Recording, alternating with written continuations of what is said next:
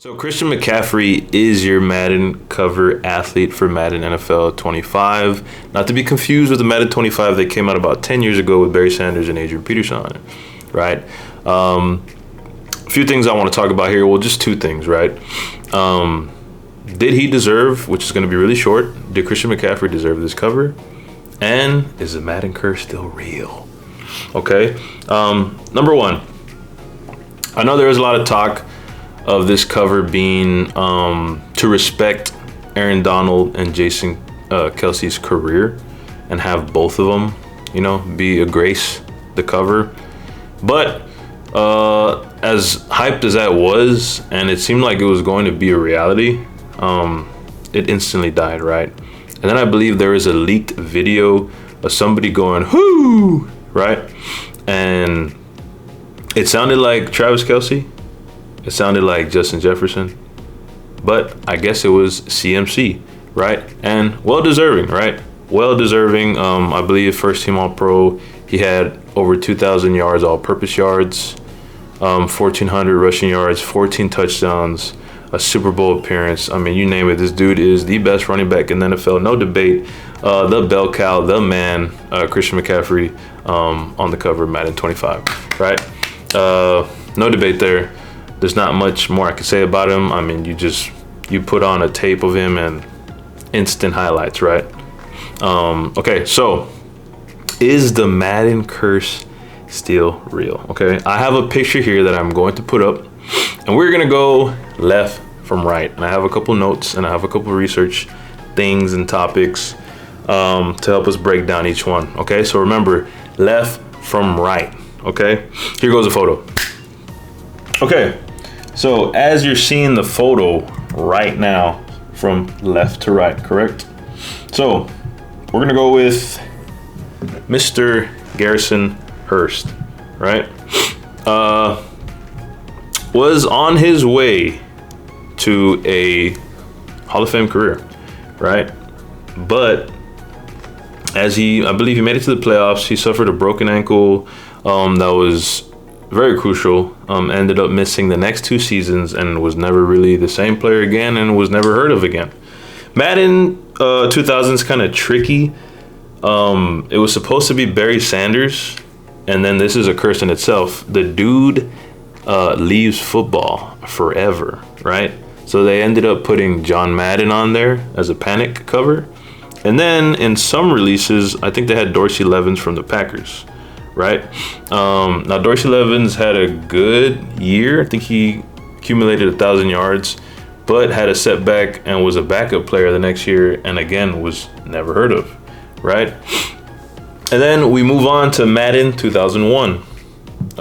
Eddie George was arguably the best running back at this time, before Marshall Faulk came in. Didn't really suffer an injury here. Went to the playoffs. Had a strip from Ray Lewis. But then after this year, that was ultimately his curse year. Injuries came in and then forced him into retirement. And then this one hurts me. As we move on to Madden 2002, Dante Culpepper. Really exciting for a lot of people who were ready to watch. Randy Moss, Chris Carter, rising star Dante Culpepper graced the Madden 2002 cover. The year before, phenomenal. Right, I go back and watch that. 11-5, 33 touchdowns, 16 interceptions. You would think this year coming forward with Randy Moss again and Chris Carter and company that they were going to repeat it. He did not. Took a huge step back in production. 14 touchdowns, 13 interceptions, leading the Vikings to a 4-7 record, suffering a season-ending knee injury to top it all off. The Madden curse gets you there, Dante Culpepper. Got you, right? Then we go to Marshall Faulk, right? The greatest show on turf, rising star running back. Suffered a lingering ankle injury all season that caused him to miss 2 games.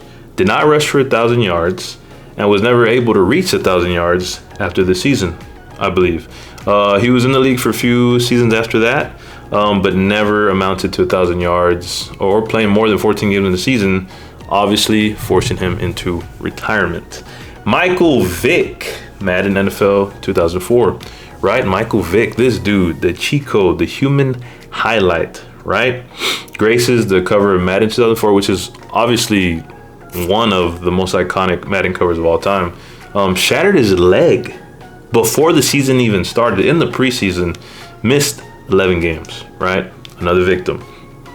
Madden 2005, Ray Lewis, one of the greatest linebackers in the league ever. That season he opened the year. This season in 2005 he opened the year breaking his wrist, and that was another victim that the curse got. And then Madden 2006, Donovan McNabb, one of the best quarterbacks at this time. However, in the first game of the season, McNabb got hurt and ended up missing 7 games that season. It was also the year he endured a very pubic feud, again, as we all remember, with T.O. McNabb never made it back to the Pro Bowl after that. And then Sean Alexander, coming off one of the best seasons for a running back ever, breaking the single season rushing touchdown record. Once on the cover, Sean fractured his foot, missing 6 games, and never truly recovered from the injury, and he was out of the league just like that. Madden 2008, I remember this cover, a young Vince Young coming out of UT, one of the brightest stars. They didn't go with a veteran, but when he graced it, he missed a game due to an injury that season, but that was only the beginning of the troubles. Young was soon deemed mentally unstable and placed on suicide watch. The Titans ended up releasing him, and he bounced around the league for a few years after that. I remember he went to the Eagles too, and it did not work.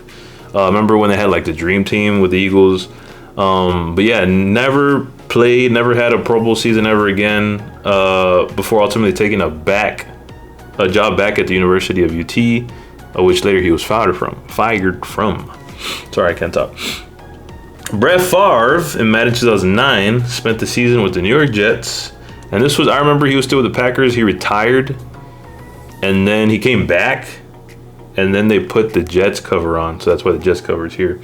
On the field struggles came negative off the field attention. Favre also ended up playing his last part of the season with a bicep injury, losing 4 of his last 5 games, ultimately moving on to Minnesota, and we know what he did there, at least for 1 year.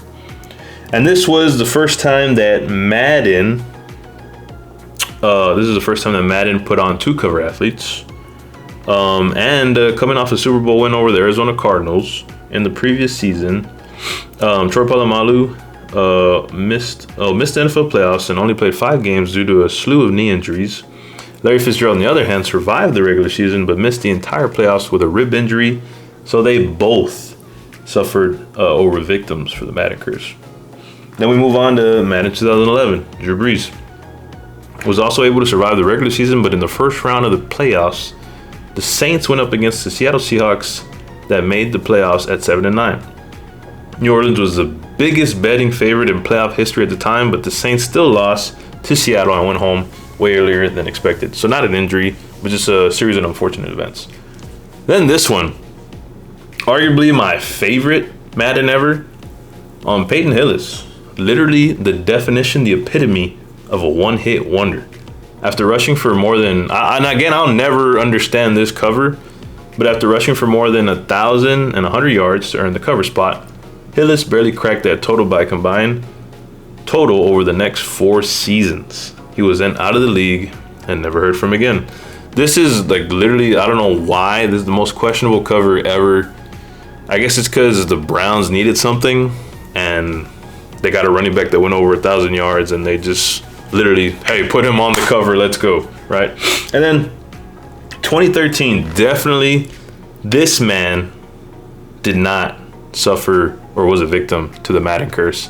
Calvin Megatron Johnson, right? This year was probably the one that said, hey, this curse is not a thing, dog. Not a thing. Megatron put on a historic, say what you want, an iconic, one of the best wide receiver regular season single receiving records or years ever, right, to grace the cover. I think he put up This was the year he put up 1,900 yards, broke Jerry Rice's receiving single record, and I think the next 3 seasons before he retired, he still put up over 1,000 yards. If you want to say he retired early, maybe that might be a curse, but that dude put on an insane year that year. And then Madden 2014,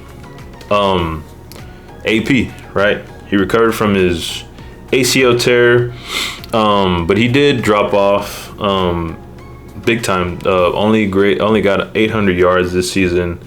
However, it wasn't until the season after that Peterson felt the curse, all but 1 game of the 2014 season, right? And then Richard Sherman, he didn't have any injury up until the Super Bowl. I believe he injured his elbow and he had to have like Tommy John surgery, I believe. But he went to the Super Bowl. He lost. This was the year he lost to Tom Brady, but he put on a Pro Bowl year that year. So I don't think the curse got him there, right? And then Odell, as rising star again, right? He had a serious leg injury, missing 12 games, where I think he finally got let go by the Giants and then went to the Browns. Gronk, he won a Super Bowl this year, and he was on the cover, but he still had an injury-riddled season, right? He only started 6 games, missed the entire postseason, and ended the regular season with 25 catches, 540 yards, and 3 touchdowns, right? Still got hurt, still an injury. And then Tom Brady, I don't think the GOAT gets this curse, right? He put up one of the best statistical seasons, and then he graced the cover, did not even touch him. I think the year after was when he lost to the Eagles, but he still put up a crazy, I think a career high year, right? I think this was the year he lost, if not the year before or after. But he still put up historic numbers, didn't get injured, so I think it skipped him. And then Antonio Brown. I don't even know where to start with him.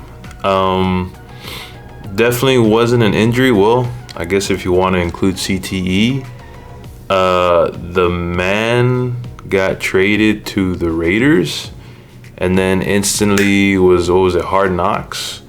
Instantly trouble, something with blisters on his feet, complaining about not being able to use his helmet because there's a new rule where he couldn't use the certain helmet he had. Then he's like, yo, I'm not gonna play if y'all don't let me use my helmet. So he wasn't even practicing, and he said he wasn't gonna play unless he had his helmet.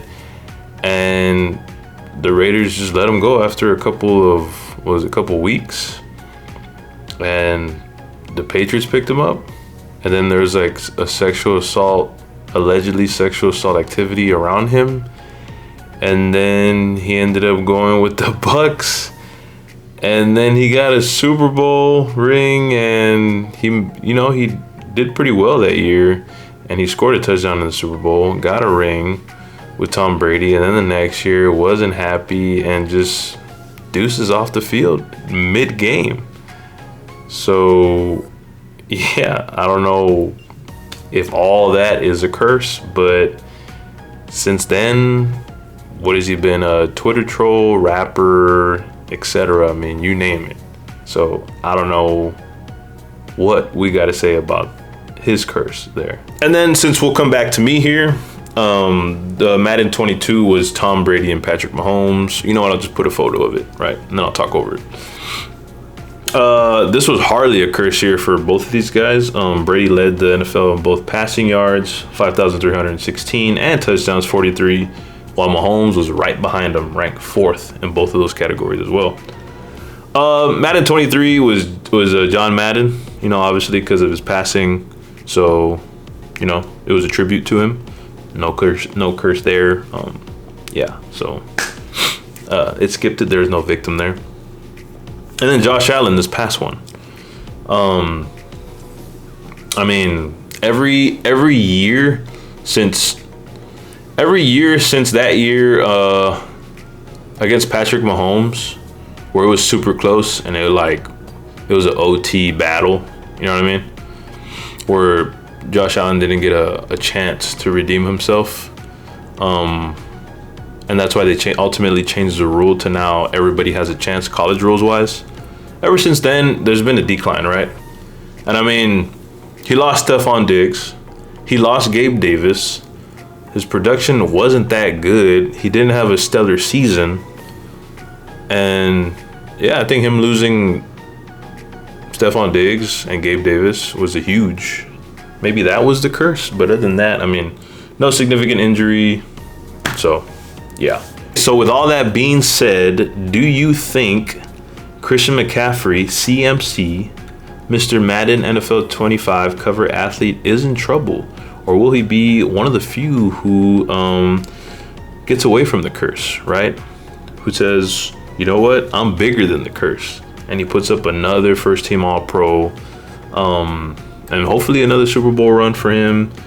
Puts up over 2,000 scrimmage yards again. I think he will. I think he'll be one of the few who's just like these who, you know, got away from the curse. But let's remember why. Now, I mean to scare 49ers fans out there, but let's remember why. And we know when Christian McCaffrey is healthy, it's not even close. This dude could do it all, you know. He is the prototype running back. But let's remember why he's with the 49ers real quick. Just real quick. Inconsistent years due to injury. I think this was the calf. Consistent years with injury. And then dished out to the 49ers, right? I'm just saying. That's all I'm saying. So we've seen him get hurt before. But so far with the 49ers, the dude has been a steal, right? And I bet you the Panthers are regretting that trade so much. But sometimes the best way to help someone is to let them go, right? I didn't mean to get that deep. But go ahead and comment. Go ahead and like. And make sure to subscribe, please. I would love to talk more football. I have some more videos coming up. And if you have any suggestions, of course, leave it down below. And last impression of the Madden NFL 25 cover. Like I said, I think CMC would be good, but what do you think? Let me know down below. Agree to disagree? You know, just meet me at the 50-yard line. Peace.